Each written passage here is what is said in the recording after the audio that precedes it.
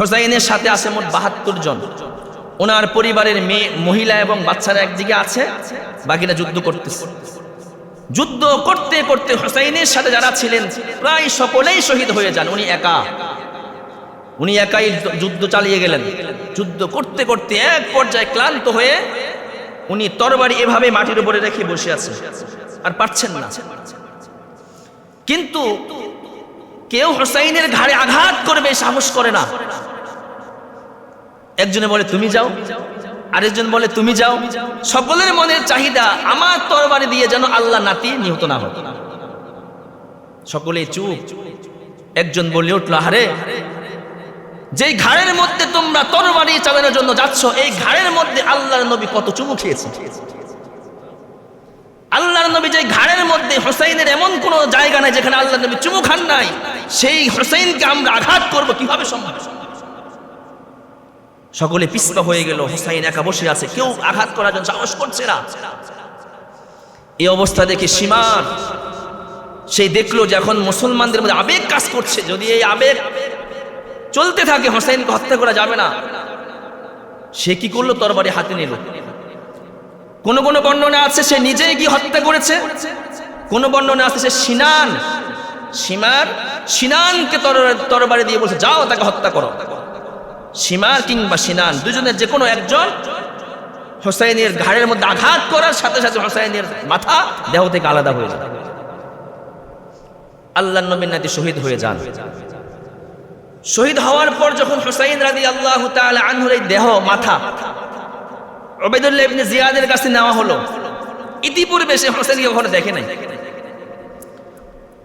Ubaidullah ইবনে জিয়াদ একটা তরবারি দিয়ে হুসাইনের নাকের ভিতরে এভাবে ঘুরাচ্ছে আর তাকিয়ে আছে আর ভাবতেছে যে এত সুন্দর চেহারা, মানুষ এত সুন্দর হয় কিভাবে? কল্পনার জগতে হারিয়ে গেছে আর এভাবে করতেছে। আনাস ইবনে মালিক রাদিয়াল্লাহু তাআলা আনহু বলেন, উবাইদুল্লাহ তুমি তো জানো না উনি কে? উনি আল্লাহর নবীর নাতি হুসাইন। হুসাইনকে দেখতে যেমন লাগছে হুবহু আল্লাহর নবীর চেহারাটা এমন ছিল। তুমি এমন করবা না, এমন করবা না, বেয়াদবি করছো তুমি আল্লাহর নবীর নাতির সাথে। উবাইদুল্লাহ ইবনে জিয়াদ পিছু হয়ে গেল। এক বর্ণনা এসেছে উবাইদুল্লাহ ইবনে জিয়াদ যখন মারা যাওয়ার পর একটা সাপ তার নাকের ভিতর দিয়ে ঢুকে মুখ দিয়ে বের হয়েছে, আবার মুখ দিয়ে ঢুকে নাকের ভিতর দিয়ে বের হয়েছে। ওই যে আল্লাহর নবীর নাতির সাথে বেয়াদবি করেছে, বেয়াদবির ফলাফল সে দুনিয়াতেই পেয়েছে। যাই হোক, এক পর্যায়ে তারা এই ঘটনা ঘটিয়েছে একমাত্র ইয়াজিদকে খুশি করার জন্য। ঠিক কিনা বলেন? হুসাইনের সাথে এদের তো কোনো দ্বন্দ্ব নাই। হুসাইন রাদিয়াল্লাহু তাআলা আনহু কারবালার প্রান্তরে যুদ্ধ শুরু হওয়ার আগে তাদেরকে লক্ষ্য করে একটা ভাষণ দিয়েছেন। ওই ভাষণটা সুগার্তের দীর্ঘ শ্বাস নামের বইয়ের ১ নম্বর খণ্ডের ১৯৯ নম্বর পৃষ্ঠায় আছে। সুগার্তের দীর্ঘ শ্বাস ১ নম্বর খণ্ড ১৯৯ নম্বর পৃষ্ঠা। হুসাইন বলছেন তাদেরকে লক্ষ্য করে, হে কুফাবাসী, তোমরা গাদ্দারি করেছো আমার সাথে, তোমরাই আমাকে আসতে বললা, তোমরাই আমাকে হত্যা করার জন্য এখন প্রস্তুতি নিলা। হে কুফাবাসী, যেই তরবারি আমরা কাফের মুশরিক বেঈমানদের বিরুদ্ধে ব্যবহার করতাম, সেই তরবারি আজকে তোমরা আমার বিরুদ্ধে ব্যবহার করার জন্য প্রস্তুতি হয়ে আছো। তোমরা গাদ্দারি করেছো, তোমরা গাদ্দার। এরপরে উনি বলে, আল্লাহ, যে সমস্ত গাদ্দাররা তাদের শাসককে খুশি করার জন্য আমার সাথে খারাপ আচরণ করছে, আমাকে হত্যা করার জন্য এখানে আসছে, আল্লাহ তুমি কখনো এদের উপরে শাসকদেরকে কখনো সন্তুষ্ট করবা না। এই দোয়া কবুল হয়ে গেছে। যখন হুসাইন রাদিয়াল্লাহু তাআলা আনহুর এই মাথা ইয়াজিদের কাছে নেওয়া হলো, এরা তো মনে করেছে ইয়াজিদ কত না খুশি হবেন, খুশি হয়ে এদেরকে পুরস্কার দিবেন। হুসাইনের এই মাথা দেখার পর ইয়াজিদ সাথে সাথে কান্নাকাটি শুরু করলো। আর উবাইদুল্লাহ ইবনে জিয়াদ, সিনান, শিমার সহ এদেরকে ধিক্কার দিতে লাগলো।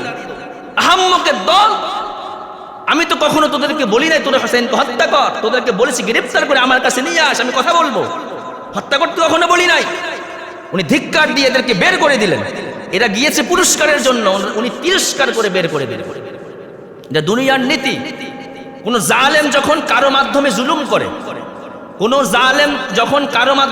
করে, জালেমের কাজ উদ্ধার হয়ে গেলে যার মাধ্যমে কাজ নিয়েছে তাকে সেখান থেকে সরাইয়া দেয়। ঘটনা বুঝে আসতেছে কিছু? কোন জালেম যখন কারো মাধ্যমে অন্যায় কাজ করায়, যখন তার কাজ উদ্ধার হয়ে যায়, তখন তাদের বিভিন্ন ভিডিও ফাঁস করে তাকে সেই পথ থেকে অপসারণ করে দেয়। এটা বর্তমান জামানায় না, এটা আগের থেকে হয়ে আসতেছে। জালেমরা সবাই একরকম হয়। আল্লাহ তাআলা জালেমদেরকে হেদায়েত দান করুন, সকলে বলি আমিন। জালেমদের কপালে হেদায়েত না থাকলে আল্লাহ পাক হালাক বরবাদ করে মুসলিমদেরকে আল্লাহ বিজয় দান করেন। কারবালার প্রকৃত ইতিহাস নিয়ে আমাদের আলোচনা চলছিল। গত জুমায় বলেছিলাম হযরত উসমান গনি রাদিয়াল্লাহু তাআলা আনহু শহীদ হয়ে যাওয়ার পর পরবর্তী খলিফা কে হবেন এটা নিয়ে আলোচনা শুরু হয়ে গেল। আব্দুল্লাহ ইবনে সাবা এবং তার অনুসারীরা চিন্তা করল,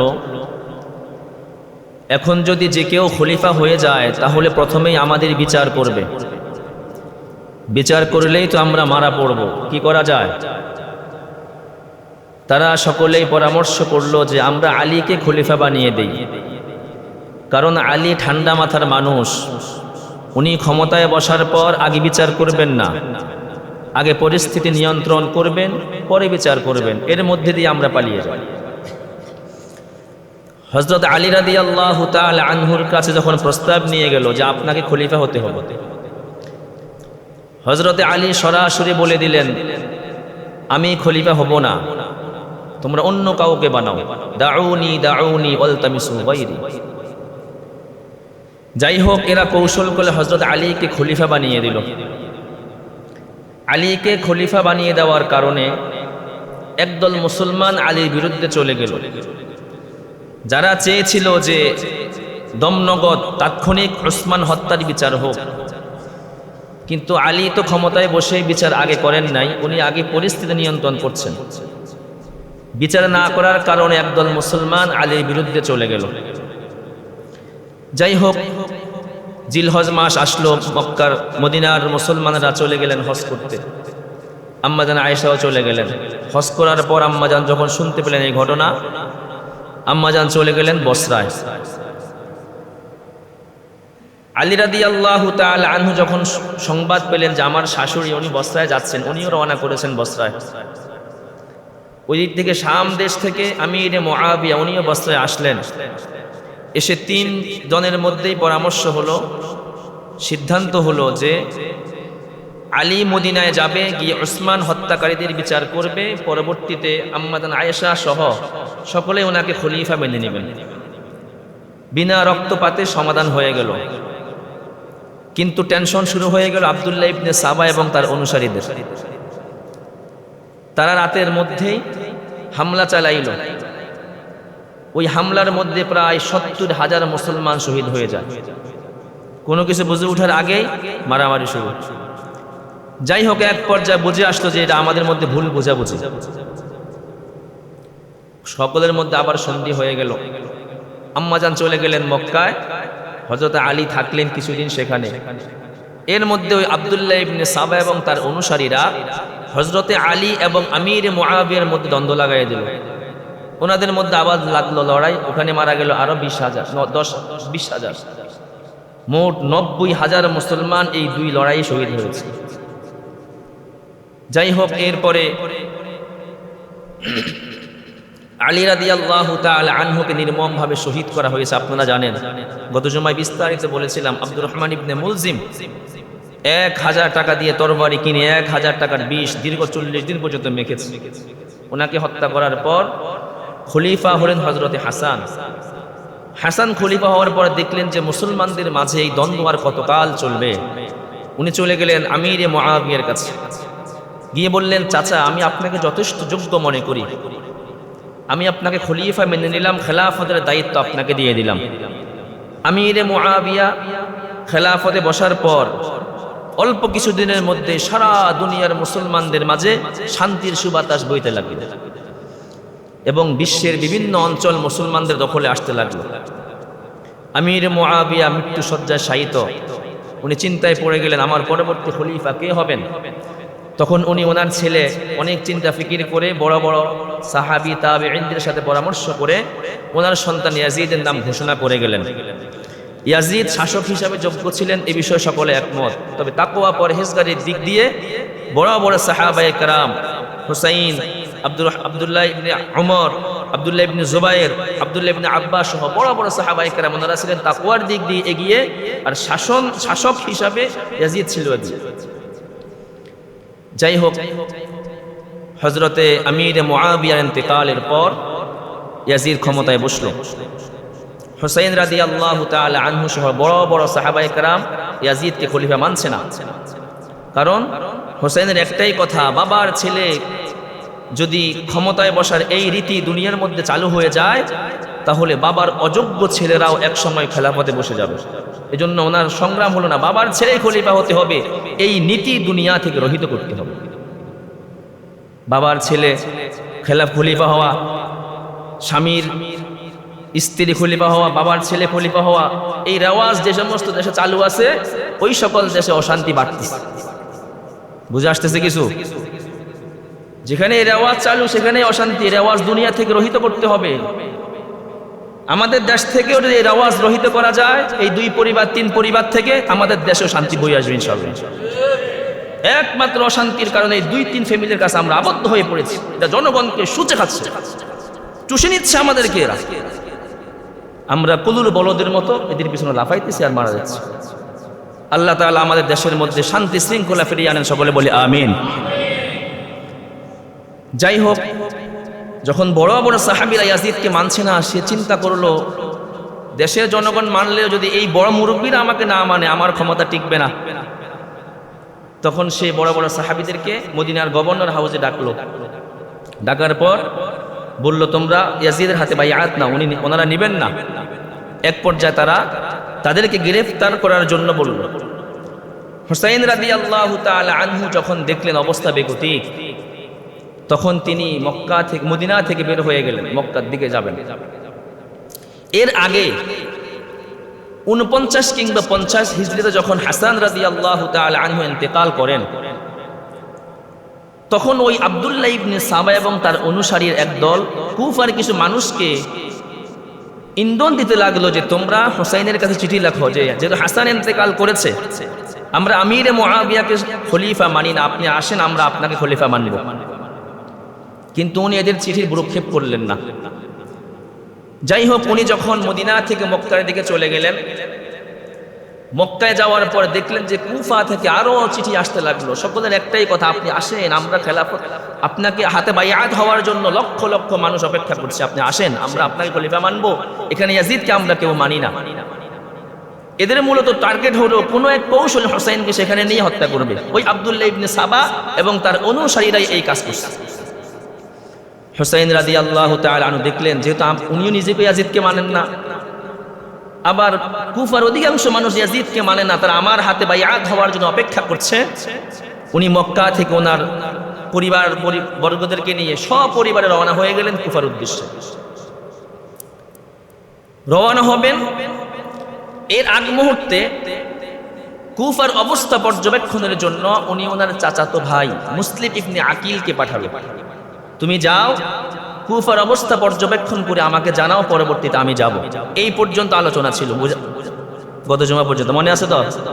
হ্যাঁ, আজকে ইনশাআল্লাহ শেষ হবে। মুসলিম ইবনে আকিল কুফায় আসার আগে কুফার গভর্নর ছিলেন নোমান ইবনে বাশির। উনি অত্যন্ত ভালো মানুষ ছিলেন, নরম দিলের মানুষ ছিলেন, মুত্তাকি পরহেজগার ছিলেন। উবাইদুল্লাহ ইবনে জিয়াদ, তখন ইয়াজিদ চিন্তা করলো যদি এই নোমান ইবনে বাশির কুফার গভর্নর থাকে তাহলে তার দ্বারা আমি কাজ নিতে পারবো না, অর্থাৎ হুসাইনের বিরুদ্ধে তাকে লাগাতে পারবো না। ইয়াজিদ কি করলো, নোমান ইবনে বাশিরকে কুফার গভর্নর পদ থেকে সরিয়ে দিয়ে উবাইদুল্লাহ ইবনে জিয়াদকে কুফার গভর্নর পদে বসায় দিল। সে ছিল বসরার গভর্নর, এখন একজন 2 এলাকার গভর্নর হয়ে গেল। উবাইদুল্লাহ ইবনে জিয়াদ বসরারও গভর্নর, কুফারও গভর্নর। আর এই উবাইদুল্লাহ ইবনে জিয়াদ একটু স্বৈরাচার ছিলেন, আগে থেকেই উনি বদমেজাজের মানুষ ছিলেন। যাই হোক, উবাইদুল্লাহ ইবনে জিয়াদ চলে আসলো কুফায়, নু'মান ইবনে বাশির কুফায় চলে আসলো, মুসলিম ইবনে আকিল এখন থাকবে কোথায়? তখন উনি হানি ইবনে উরওয়া নামক এক মহিলার ঘরে আশ্রয় নিলেন। ওই ঘরে আশ্রয় নিয়ে উনি ওখান থেকেই হুসাইন রাদিয়াল্লাহু তাআলা আনহুর পক্ষে বায়াত দিতে লাগলেন। উনি দেখলেন যে লক্ষ লক্ষ মানুষ, হাজার হাজার মানুষ প্রতিদিন বায়াত হচ্ছে। এই অবস্থা দেখে নু'মান মুসলিম ইবনে আকিল হুসাইন রাদিয়াল্লাহু তাআলা আনহুর কাছে চিঠি লিখল যে হে নবীর নাতি হুসাইন, কুফার অধিকাংশ মানুষ আপনাকে চাচ্ছে, আপনি তাড়াতাড়ি কুফা চলে আসেন। অবস্থা ভালো দেখেছে, চিঠি চলে গেল হুসাইনের কাছে। চিঠি পাওয়ার পর হযরত হুসাইন কুফায় রওনা করবেন, উনি প্রস্তুতি শুরু করেছে। এইদিকে কুফার গভর্নর উবাইদুল্লাহ ইবনে জিয়াদ যখন জানতে পারলো যে মুসলিম ইবনে আকিল নামে এক লোক হানি ইবনে উরওয়ার ঘরে থেকে সে হুসাইনের পক্ষে বায়াত নিচ্ছে, তখন এই উবাইদুল্লাহ ইবনে জিয়াদ তার অনুসারীদেরকে নিয়ে গিয়ে ওই হানি ইবনে উরওয়াকে গ্রেফতার করে নিয়ে আসে। তখন মুসলিম ইবনে আকিল 4000-এর এক বাহিনী নিল ওই হানি ইবনে উরওয়াকে ছাড়িয়ে আনার জন্য। রওনা হয়ে গেল। উবাইদুল্লাহ ইবনে জিয়াদ চিন্তা করলো, যদি এই লোকগুলো আমার বিরুদ্ধে চলে যায়, 4000 মানুষ, তৎকালীন জামানা অনেক মানুষ, তাহলে আমি আমার ক্ষমতা টিকাতে পারবো না। সে কৌশল করে চিন্তা করলো এই লোকগুলো তো কুফার কোন এলাকার মানুষ। তখন সে কুফার বিভিন্ন গোত্রীয় প্রধানদেরকে ডাকলো, ডেকে তাদেরকে বুঝাইলো, কিছু অর্থ দিল যে তোমরা তোমাদের কারো ভাতিজা, কারো ছেলে, কারো ভাগিনা, কারো ভাই, এদেরকে বুঝিয়ে সুঝে নিয়ে যাও। তখন গোত্র প্রধানরা তাদেরকে বুঝাইতে লাগলো যে তোমরা এখানে যাইও না, ঝামেলা হবে, বাড়িতে চলো। এইদিকে উবাইদুল্লাহ ইবনে জিয়াদ ঘোষণা করে দিল, তোমরা যারা আমার গভর্নর হাউস ঘেরাও করার জন্য আসতেছো, যদি এখান থেকে সরে না যাও, আমার তরবারি তোমাদের বিরুদ্ধে চলতে দ্বিধাবোধ করবে না। একদিকে বাদশার হুঙ্কার, আরেকদিকে আত্মীয় স্বজনদের টানাটানি, এখান থেকে ভাগা শুরু হলো। মুসলিম ইবনে আকিল হাঁটতেছে, পিছনের দিকে তাকিয়ে দেখে বিকেল বেলায় লোক আছে আর মাত্র 60 জন। ছিল কয়জন? 4000। আছে কয়জন? 60 জন। কিন্তু ইমানের শক্তিতে বলিয়ান হয়ে উনি চলছেন সামনের দিকে, দেখা যাক কি হয়। জালেমের বিরুদ্ধে লড়াই করতে হবে, কোনো জালেমের সাথে আপোষ করা যাবে না। উনি হাঁটতেছেন, কিছুক্ষণ পরে তাকিয়ে দেখেন আর 50, একটু পরে তাকিয়ে দেখেন 40, একটু পরে 30, 20, 10, সন্ধ্যা হয়ে যাবে এমন অবস্থা, তাকিয়ে দেখে আর মাত্র 3 জন বাকি আছে। কয়জন ছিল? কয়জন? 4000। উনি এরপরেও এই 3 জনকে নিয়ে চলতে লাগলেন। সন্ধ্যা হয়ে গেল, পিছনে তাকিয়ে দেখেন একবারই খালি মাঠ, কেউ নাই, সবাই চলে গেছে। উনি চিন্তা করলেন কি করা যায় এখন। হাঁটতেছেন গন্তব্যহীন, হাঁটতেছেন, কোথায় যাবেন? হাঁটতে হাঁটতে ক্লান্ত হয়ে এক ঘরের সামনে বসে আছেন। ওই ঘরের মালিক হচ্ছেন একজন মহিলা। মহিলার নাম কোন কোন কিতাবে লিখছে সাজা, কোন কোন কিতাবে লিখেছে তওয়াওয়া। ওই মহিলা ওনাকে দেখার পর বলছে, কে তুমি? আমার বাড়ির সামনে বসে আছো, কি করছো এখানে? তখন মুসলিম ইবনে আকিল বললেন, মা, আমি একজন মুসাফির, এই কুফা এলাকায় থাকার মতো আমার কোনো জায়গা নাই, আমি মুসিবতের মধ্যে আছি। তখন উনি বললেন, তুমি কেন এসেছো এখানে? তখন মুসলিম ইবনে আকিল বললেন, মা, আমি আল্লাহর নবীর নাতি হযরত হুসাইনের একজন দূত হিসেবে এখানে এসেছিলাম। হুসাইনের পক্ষে আমি বায়াত নিতেছিলাম, কিন্তু উবাইদুল্লাহ ইবনে জিয়াদ আমার বিরুদ্ধে গ্রেফতারি পরোয়ানা জারি করেছে, আপনি জানেন। তখন ওই মহিলা বলল, হ্যাঁ হ্যাঁ, আমার ছেলে বেলাল তো সকালবেলা গিয়েছে যুদ্ধ করার জন্য, আমার ছেলে কোথায়? তখন মুসলিম ইবনে আকিল বললেন, যদি আপনার ছেলে আমার সাথে যেয়ে থাকে, আপনার ছেলেও গাদ্দারি করেছে, সেও চলে আসছে, সবাই গাদ্দারি করেছে, আমার সাথে এখন কেউ না, আমি একা। মা, আমি বড় মুসিবতে আছে, আমাকে একটু থাকার ব্যবস্থা করে দিলে ভালো হতো। ও মহিলার দয়া হলো যে আল্লাহ নবীর নাতির একজন দূত, তাকে সাহায্য করা দরকার। তখন এই নু'মান মুসলিম ইবনে আকিলকে তার ঘরে থাকতে দিলেন। কিছুক্ষণ পর মহিলার ছেলে বেলাল আসছে। আসার পর দেখি মা একটু পরে পরে এক ঘরে যায়, খাবার নিয়ে যায়, পানি নিয়ে যায়, মা খুব ব্যস্ত। তো ছেলে বেলাল জিজ্ঞেস করছে, মা তুমি বারবার ওই ঘরে কেন যাও? খাবার জন্য খাবার নাও, পানি নাও। মা কোনো কথা বলে না। এক পর্যায়ে বেলাল জোর করে সেই ঘরে ঢুকে গিয়েছে। গিয়ে দেখে মুসলিম ইবনে আকিল এখানে বসা। দেখার পর বলছে, মা তুমি ওনাকে কেন এখানে আশ্রয় দিয়েছো? মা বলছে, চুপ, কোনো কথা বলবো না, আল্লাহর নবীর নাতির দুধ, ওনাকে সাহায্য করা আমাদের জন্য আবশ্যক, কাউকে বলবো না, চুপ থাকো। এর মধ্যেই কুফার গভর্নর উবাইদুল্লাহ ইবনে জিয়াদ ঘোষণা করলো, মুসলিম ইবনে আকিলকে যে ঘরে পাওয়া যাবে তাকে তো হত্যা করা হবেই, ওই ঘরের সকল সদস্যদেরকে হত্যা করা হবে। এই ঘোষণা শোনার পর মহিলার ছেলে বেলাল বলছে, মা খবর শুনেছো? কি? উবাইদুল্লাহ ইবনে জিয়াদ তো ঘোষণা করেছে মুসলিম ইবনে আকিলকে যেখানে পাবে তাকে হত্যা করবে, যেই ঘরে থাকবে তাদেরকে হত্যা করবে। এখন কি করা যায়? একে রাখা যাবে না, বের করে দাও। মুসলিম ইবনে আকিল চিন্তা করলেন, আমার কারণে এরা বিপদে পড়বে, কি করা যায়? উনি ওখান থেকে বের হয়ে গোপন এক জায়গায় আশ্রয় নিলেন। এদিকে উবাইদুল্লাহ ইবনে জিয়াদ এবং তার লোকেরা ওনাকে অনেক খোঁজাখুঁজি করে পাইল না। না পেয়ে আজকে সমাপ্তি ঘোষণা করবে যে তাকে আর খোঁজা লাগবে না। এর মধ্যে একজন বলছে, আমাকে একটু সুযোগ দেন, দেখি আমি চেষ্টা করি ধরে আনতে পারি কিনা। তো ওই লোক কিছু টাকা পয়সা দিয়ে কৌশল করে ওনাকে ধরেছে। কিভাবে ধরেছে? সে অনেকগুলো টাকা নিল, টাকা নিয়ে বিভিন্ন এলাকায় যায়, মসজিদে নামাজ পড়ে। পড়তে পড়তে এক মসজিদকে টার্গেট করেছে। ওখানে যায়, গিয়ে নামাজ পড়ে, কারোর সাথে কোনো কথাবার্তা বলে না, চুপচাপ আল্লাহওয়ালা মানুষ। একদিন জোহরের নামাজের পর নামাজ পড়ে এসে ওই টাকাগুলো একটু নাড়াছাড়া করতেছে। এক মুরব্বী দূর থেকে দেখছে, দেখে এসে বলছে, তুমি কে? কয়েকদিন থেকে তোমাকে দেখছি আমাদের এলাকায়, তুমি কি বেড়াইতে আসছো? আর এই টাকাটুকু এখানে নিয়ে আসছো কেন? তখন ওই গোয়েন্দা সে বলতেছে, কান্নাকাটি শুরু করলো, বলতেছে, আরে জানো না, আস্তে কথা বলো, উবাইদুল্লাহ ইবনে জিয়াদের লোকেরা শুনলে সমস্যা আছে। সে কার লোক? জিয়াদের লোক। আমি আল্লাহর নবীর নাতি হুসাইনের একজন একনিষ্ঠ ভক্ত। হুসাইনের হাতে বাইআত হওয়ার জন্য দীর্ঘদিন থেকে আমি ঘুরছি, কিন্তু ওনার কোনো সন্ধান পাচ্ছি না। আর এই টাকাগুলো নিয়ে আমি ঘুরছি, এই টাকাগুলো পেলে, ওনাকে পেলে ওনার হাতে বাইআত হব এবং টাকাগুলো ওনাকে দিব যে আপনার জিহাদি ফান্ডে টাকাগুলো খরচ করবেন। তখন ওই লোক বলল, আপনি আসলেই কি হুসাইনের ভক্ত? হ্যাঁ। মুরব্বী বলে ফেললো, দেখে মনে হয় না। এই কথা বলার পরে গোয়েন্দা চিন্তা করলো, এই কথা কেন বললো? তার মানে সেই লোক অবশ্যই জানে মুসলিম ইবনে আকিল কোথায় আছে। তখন এই গোয়েন্দা এই মুরব্বীর পিছনে লাগছে, তাকে এমন ভাবে উপস্থাপন করেছে, ওই মুরব্বী বিশ্বাস করতে বাধ্য হয়েছে যে এই লোক অবশ্যই মুসলিম ইবনে আকিল এবং হুসাইনের ভক্ত। তখন এই গোয়েন্দাকে নিয়ে গেল ওনার কাছে, যেখানে উনি আশ্রয় নিয়েছেন। নেওয়ার পর এই গোয়েন্দা মুসলিম ইবনে আকিলের হাতে হুসাইনের পক্ষে বাইআত হয়েছে। হওয়ার পর ওই টাকাগুলো হাদিয়া দিয়েছে। এইদিকে গোপনে সে গভর্নর হাউসে সংবাদ পৌঁছিয়ে দিয়েছে, শিকার পাওয়া গেছে, তাড়াতাড়ি তোমরা বাহিনী নিয়ে এখানে চলে আসো।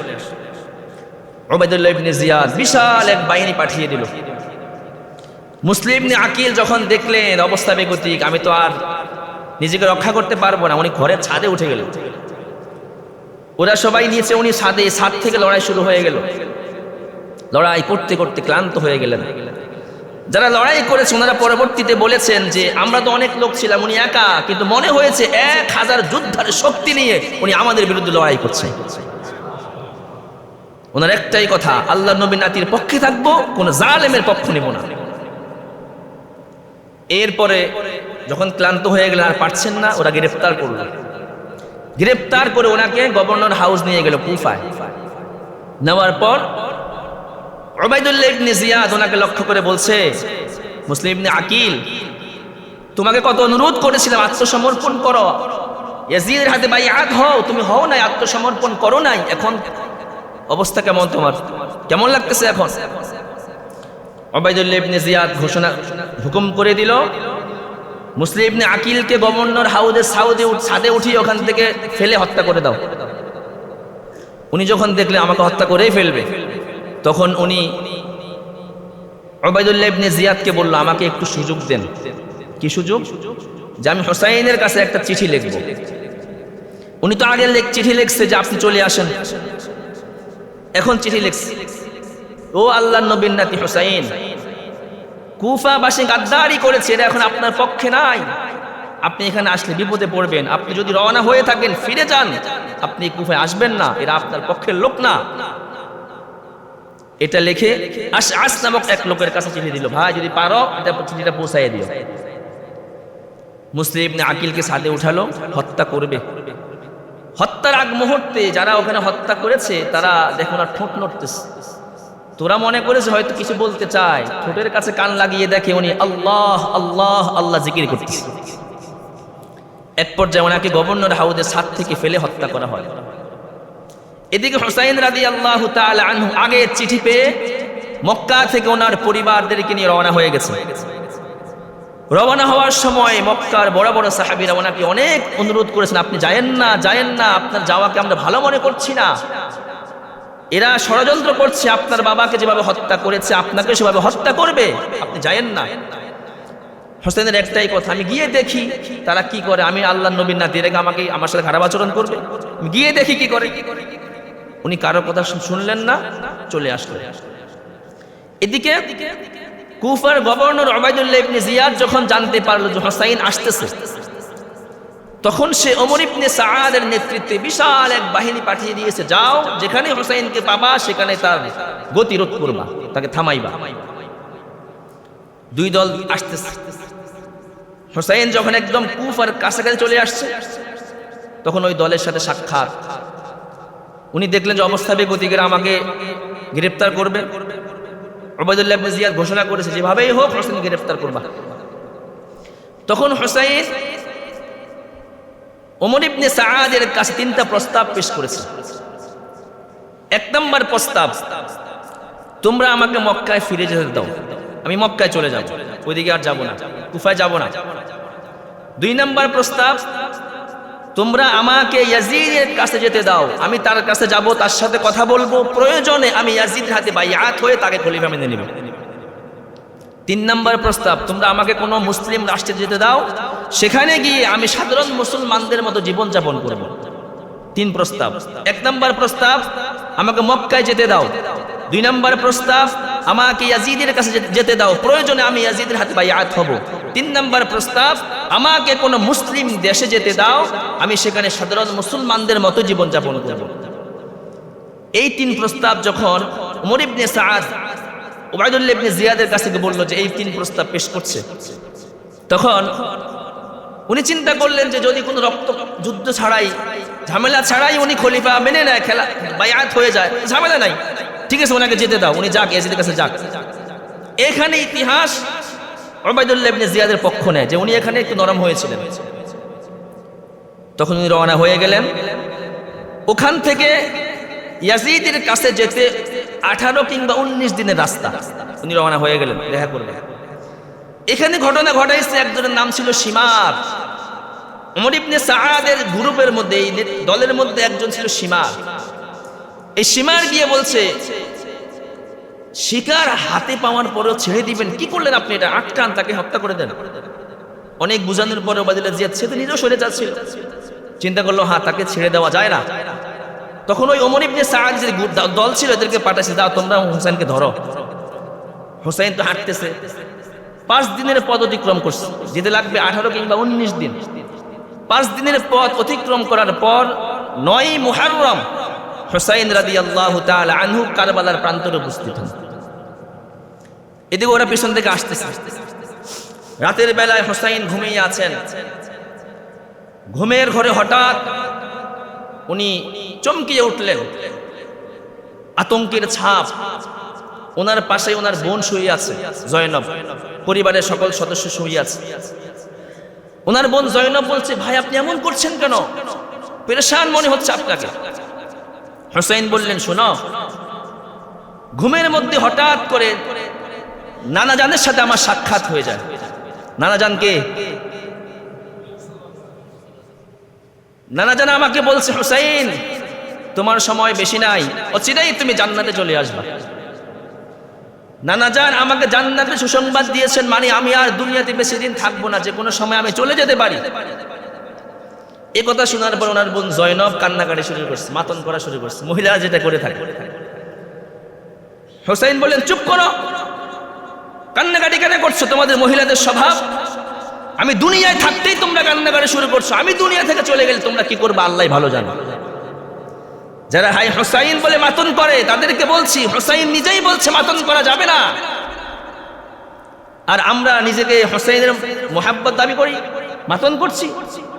আসলে এরা হোসাইনকে মোহাব্বত করে না, বরং এরা হোসাইনের বিরুদ্ধাচরণ।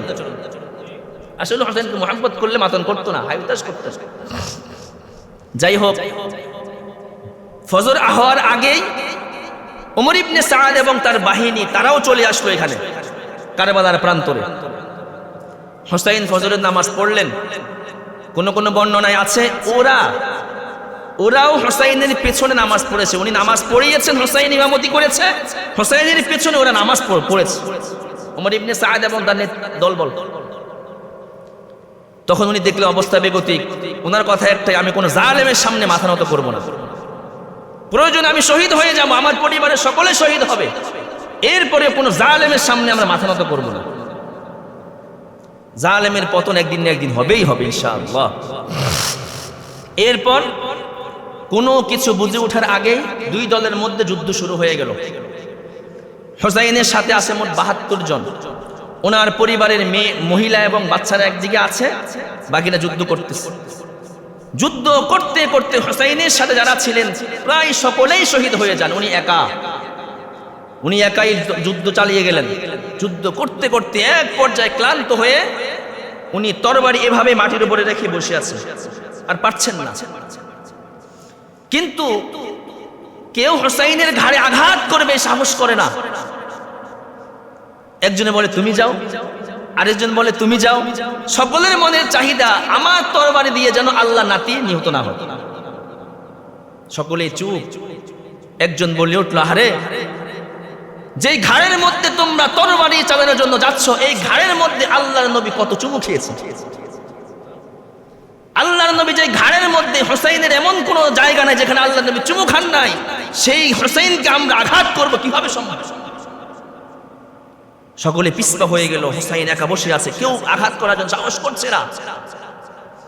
এই অবস্থা দেখে সীমান সেই দেখলো যে এখন মুসলমানদের মধ্যে আবেগ কাজ করছে, যদি এই আবেগ চলতে থাকে হোসাইনকে হত্যা করা যাবে না। সে কি করলো? তরবারি হাতে নিল। কোন কোন বর্ণনা আছে সে নিজেই গিয়ে হত্যা করেছে, কোন বর্ণনা আছে সে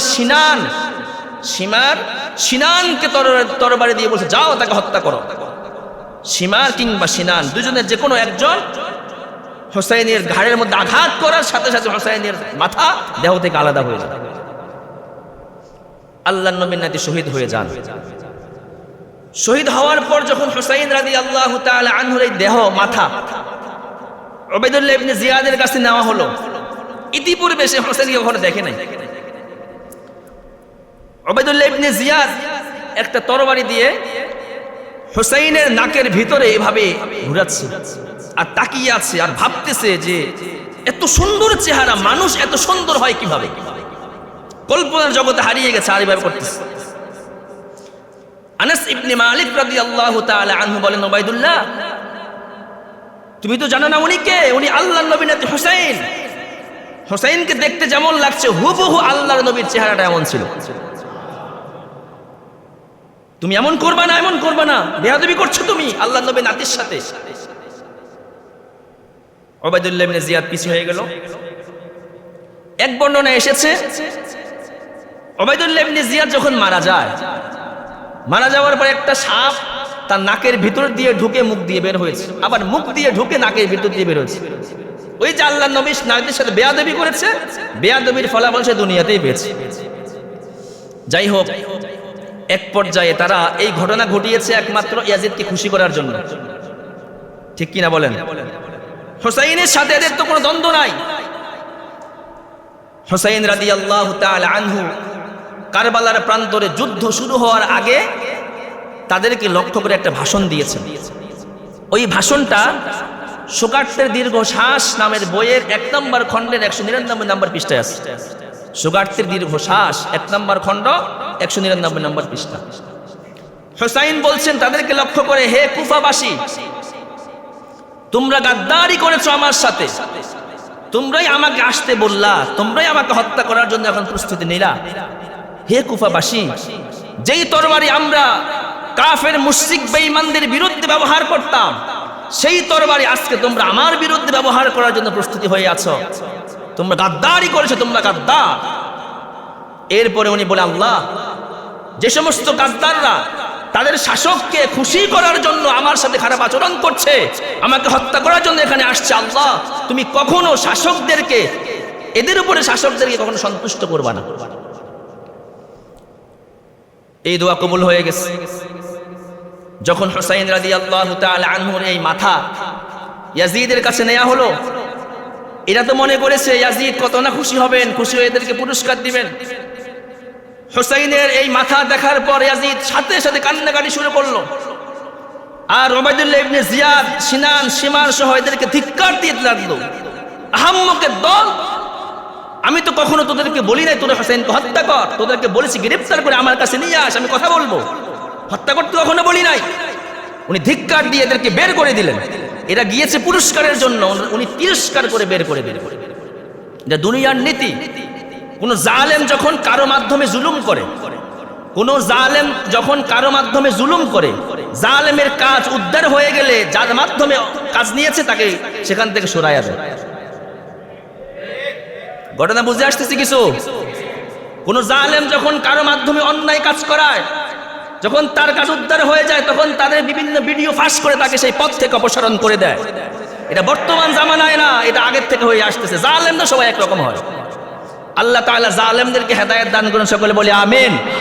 জালেমদের কপালে হেদায়েত না থাকলে আল্লাহ পাক হালাক বরবাদ করে মুসলিমদেরকে আল্লাহ বিজয় দান করেন। হবে ইনশাআল্লাহ, জালেমের পতন হবেই, মুসলিমের বিজয় হবেই নিশ্চিত। যোগে যোগে যারা জুলুম করেছে, ফেরাউন এক সেকেন্ড আগে জানতো না তার পতন হবে। নমরুদ জানতো না, হামান জানতো না, সাদ্দাত জানতো না, আবু জাহাল জানতো না যে 1 মিনিট পরে আমার পতন হয়ে যাবে। এত বড় বড় ক্ষমতাধর জালেমরা যখন পতন হয়েছে, দুনিয়ার সামান্য চুনাপুটি জালেমরা, এদেরও পতন ঘটবে, একটু অপেক্ষা করেন। যাই হোক, বাহরহাল এভাবেই হুসাইন রাদিয়াল্লাহু তাআলা আনহুকে শহীদ করা হয়। কিন্তু যারা শহীদ করেছেন এরা চেয়েছিল শাসক থেকে অনেক বড় উপহার পাবে, কিন্তু পায় নাই, উল্টা ধিক্কার পেয়েছে। এখন এই পুরো আলোচনা থেকে আমরা 3টা বিষয় আলোচনা করবো এখন সংক্ষিপ্তভাবে। 1 নম্বর প্রশ্ন, হুসাইন রাদিয়াল্লাহু তাআলা আনহুর এই হত্যাকাণ্ডের সাথে কারা জড়িত? এর জবাব, হুসাইনের হত্যাকাণ্ডের সাথে শিয়ারাই জড়িত। কারা জড়িত? শিয়ারাই জড়িত। কিভাবে? সুগার্তের দীর্ঘশ্বাসের 1 নম্বর 2 নম্বর খণ্ড পড়লেই বুঝবেন শিয়ারাই হুসাইনকে হত্যা করেছে, এরাই হত্যা করেছে। হত্যা করার পর এখন হাই হুসাইন করে মাতন করে কেন? যাতে দুনিয়ার মানুষ তাদেরকে বলতে না পারে তোমরাই হত্যা করেছো। নিজেদের দোষ ঢাকার জন্য তারাই এখন নিজেরাই মাতন করতেছে। কিয়ামত পর্যন্ত শিয়াদেরকে 6টা প্রশ্ন করবেন। কয়টা? 6টা প্রশ্ন করবেন। কিয়ামত হয়ে যাবে, কিন্তু এই 6টা প্রশ্নের জবাব তারা দিতে পারবে না। এই জবাব যখন দিতে পারবে না, এর দ্বারাই প্রমাণ হয় তারাই হুসাইনকে হত্যা করেছে। 1 নাম্বার, হুসাইন রাদিয়াল্লাহু তাআলা আনহু কার সন্তান?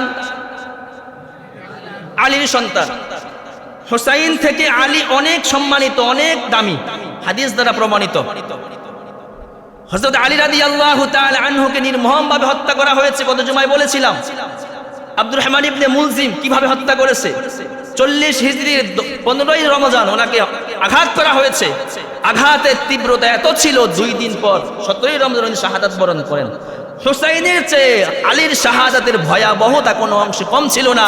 তোমরা হাই হুসাইন বলে মাতন করো, হাই আলী বলতে মাতন করতে তো আমরা কোনোদিন দেখলাম না তোমাদেরকে। অথচ হুসাইন থেকে তো আলী সম্মানিত, ঠিক কিনা বলেন? আলী থেকে উসমান সম্মানিত।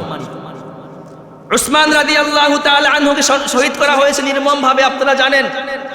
দীর্ঘ 40 দিন পর্যন্ত ওনাকে গভর্নর হাউসে ঘেরাও করে রাখা হয়েছে, গৃহবন্দী। পানি দেয় না, খাবার দেয় না।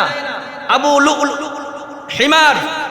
হিমার নামক এক খবিস ওনাকে শহীদ করেছে। ওনার শাহাদাতের ভয়াবহতা হুসাইনের চেয়ে কোনো অংশ কম ছিল না।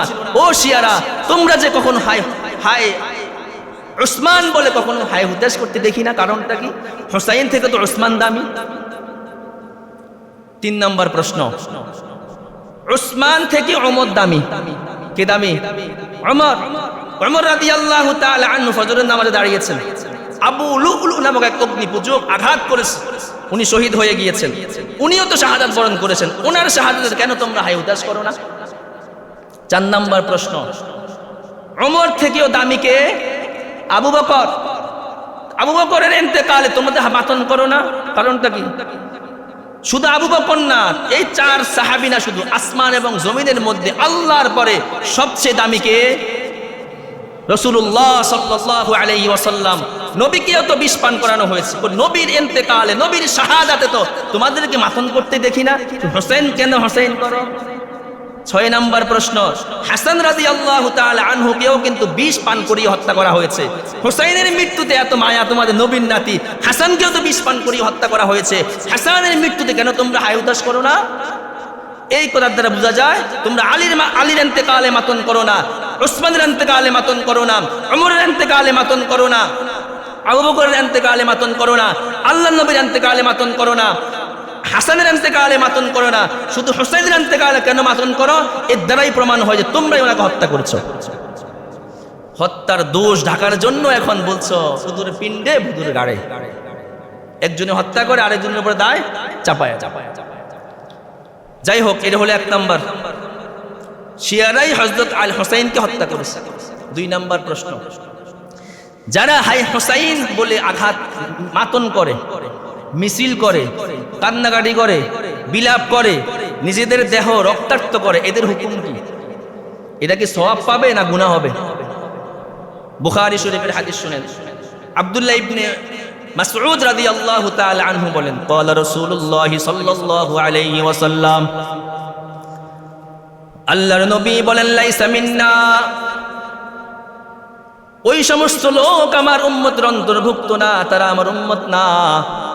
মান দারাবাল খুদুদা ওয়া শাক্কাল জুয়ুবা ওয়া দাআ বিদাওয়াতিল জাহিলিয়া, যারা শোকে মাতন করে, নিজের দেহ রক্তাক্ত করে ফেলে, যারা শোকে মাতন করে, জামা কাপড় ছিঁড়ে ফেলে, যারা জাহিলি যুগের মানুষের মতো বিলাপ করে কান্নাকাটি করে, আল্লাহর নবী বলেন এই সমস্ত লোক আমার উম্মতের অন্তর্ভুক্ত না। বলেন নাউযুবিল্লাহ। শুধু তাই নয়, মুসলিম শরীফের হাদিস, আল্লাহর নবী বলেন, আরবাউন ফি উম্মতি মিন আমরিল জাহিলিয়া, হে আমার সাহাবীরা শুনো, আমার উম্মতের মধ্যে জাহিলি জামানার 4টা স্বভাব থাকবেই, লা ইয়াতরুকুহুন্না, আমার উম্মত এই স্বভাব কখনো ছাড়তে পারবে না। কয়টা স্বভাব? 4টা স্বভাব। 1 নাম্বার, আল ফখরু ফিল আহজাব, মানুষ বংশ নিয়ে গর্ব করবে, আমি অমুক বংশের মানুষ, এরকম গর্ব করে কিনা বলেন? নবীজি বলেছিলেন আজ থেকে 1500 বছর আগে, আমার উম্মতের মধ্যে 4টা খারাপ স্বভাব থাকবে, তারা এই স্বভাব কখনো ছাড়তে পারবে না। 1 নম্বর, বংশ নিয়ে গর্ব করা। সুতরাং যারা বংশ নিয়ে গর্ব করে, আল্লাহর নবী বললেন এটা হলো একটা খারাপ স্বভাব। 2 নম্বর, ওয়াত্তানু ফিল আনসাব, মানুষকে নির্বংশ বলে গালি দেওয়া, তোর বংশ খারাপ, এরকম গালি দেয় কিনা, এটাও খারাপ স্বভাব। তাহলে বংশ নিয়ে গর্ব করা যাবে না, কাউকে খারাপ বংশ বলে তুচ্ছ তাচ্ছিল্য করা যাবে না। তুমি অমুক এলাকার মানুষ, অমুক জেলার মানুষ বলে কাউকে তুচ্ছ তাচ্ছিল্য করা যাবে না। সব জায়গায় ভালো মানুষ আছে, সব জায়গায় খারাপ মানুষ আছে, ঠিক কিনা বলেন? 3 নাম্বার, ওয়াল ইস্তিকসামু বিল আজলাম বিন নুজুম, তারকার মাধ্যমে বৃষ্টির প্রার্থনা করা। এটা আগের জামানায় ছিল, বর্তমান জামানায় নাই। তারকার মাধ্যমে মানুষ বৃষ্টি প্রার্থনা করত। 4 নম্বর, নিয়াহা, কারো মৃত্যুতে মাতন করা, শোক করা। শুধু হুসাইনের মৃত্যুতে নয়, আমরাও তো আমাদের মা মারা গেলে, বাবা মারা গেলে, আত্মীয় স্বজন মারা গেলে হাই হুতাশ করি কিনা বলেন? নবীজি বলে এটা খারাপ স্বভাব, এই স্বভাব উম্মতের মধ্যে থাকবে, এরা কখনো ছাড়তে পারবে না। এরপর আল্লাহর নবী বলেন, ইন্নান নাইহাতা ইদা লাম তাতুব ক্বাবলা মাউতিহা, যে সমস্ত লোকেরা মাতন করে, হাই হুতাশ করে মারা যায়, তারা যদি মৃত্যুর আগে তওবা না করে, তুকামু ইয়াউমাল কিয়ামা, সিরবালুম মিন কাতিরান। আল্লাহর নবী বলেন তাদেরকে কিয়ামতের ময়দানে আল কাতরা মাখানো পায়জামা পরিয়ে উঠানো হবে, বলেন নাউজুবিল্লাহ। ওদের মিন জারাব, এবং তাদেরকে লোহার পোশাক পরিয়ে দেওয়া হবে। যারা বিলাপ করে, মাতন করে, মৃত্যুর আগে যদি তওবা না করে, আল্লাহর নবী বলেন কিয়ামতের ময়দানে তাদেরকে আল কাতরা মাখানো পায়জামা পরিয়ে উঠানো হবে, মুসলিম শরীফের হাদিস। এবং লোহার একটা জামা পরিয়ে দেওয়া হবে, ওই আগুনের তাপে লোহার জামাটা গরম হবে আর তারা আযাব ভোগ করতে থাকবে। তাহলে হুসাইন রাদিয়াল্লাহু তাআলা আনহু সহ কারো মৃত্যুতে বিলাপ করা যাবে? যাবে? বিলাপ করা যাবে। বিলাপ করলে কি হবে? নবীজি বলে আমার উম্মত, এটা আমার উম্মত না। 2 নম্বরে কিয়ামতের ময়দানে আল কাতরা মাখানো পায়জামা পরিয়ে উঠানো হবে এবং তাদেরকে একটা লোহার পোশাক পরিয়ে দেওয়া হবে। আগুনের তীব্রতার কারণে লোহা গরম হবে, তারা এখানে আযাব ভোগ করবে। সর্বশেষ কথা, হুসাইন রাদিয়াল্লাহু তাআলা আনহুকে যারা শহীদ করেছে, এদের ব্যাপারে আমাদের আকীদা কি হবে, বিশ্বাস কি হবে? এটা গুরুত্বপূর্ণ কথা। এদের ব্যাপারে আমাদের আকীদা, পূর্ববর্তী উলামায়ে কেরাম, মুরব্বীরা যে সমস্ত আকীদা পোষণ করে গিয়েছেন, আমাদের আকীদা সেটাই। নিজেদের থেকে কোনো আকীদা বানানোর দরকার নাই। ইমাম শামসুদ্দিন যাহাবী রাহমাতুল্লাহি আলাইহি বলেন, যারা হুসাইনকে শহীদ করেছে, যারা এর সাথে জড়িত, লা নাসুব্বুহু ওয়া লা নুহিব্বুহু, এদেরকে আমরা গালিও দিব না, এদেরকে আমরা ভালোবাসবো না। এদের দায়ভার আমরা আল্লাহর উপরে ছেড়ে দিলাম। কার উপরে? আল্লাহর উপরে। গালিয়ে দিব না, আর গালি দেওয়া কি ইসলামে জায়েজ? গালি দিব না, মুহাব্বত করব না, গালি দিব না। কেন? হুসাইন রাদিয়াল্লাহু তাআলা আনহুকে যে ইয়াজিদ হত্যা করা হয়েছে, ইয়াজিদ হত্যার হুকুম দিয়েছে, কোনো কিতাবে পাওয়া যায় না। ইয়াজিদ বলেছে গ্রেফতার করো, হত্যার হুকুম দেয় নাই। যেহেতু ইয়াজিদ হত্যার হুকুম দেয় নাই, এজন্য আমরা ইয়াজিদকে গালি দিব না, ভালোবাসবো না। কেন? যেহেতু ইয়াজিদ হুসাইনের বিরোধী ছিল, তার শাসন আমলে ওনাকে হত্যা করা হয়েছে, উনি বিচার করে নাই, এজন্য আমরা তাকে ভালোবাসবো না। বাকি উবাইদুল্লাহ ইবনে জিয়াদ, শিমার, সিনান, এদেরকে আমরা ছাড়ছি না। এদের দায়ভার, সমস্ত হত্যাকারীর দায়ভার আমরা আল্লাহর উপর ছেড়ে দিলাম। তাদেরকে ভালোবাসবো না, গালিও দিব না। ঠিক আছে তো ইনশাআল্লাহ? আল্লাহ তাআলা আমাদেরকে এই কারবালার প্রকৃত ইতিহাস নিয়ে শিক্ষা গ্রহণ করে সামনের জীবনে চলার তৌফিক দান করুন। সকলে বলি আমিন। ওয়া সাল্লাল্লাহু তাআলা আলা খায়রি খালকিহি।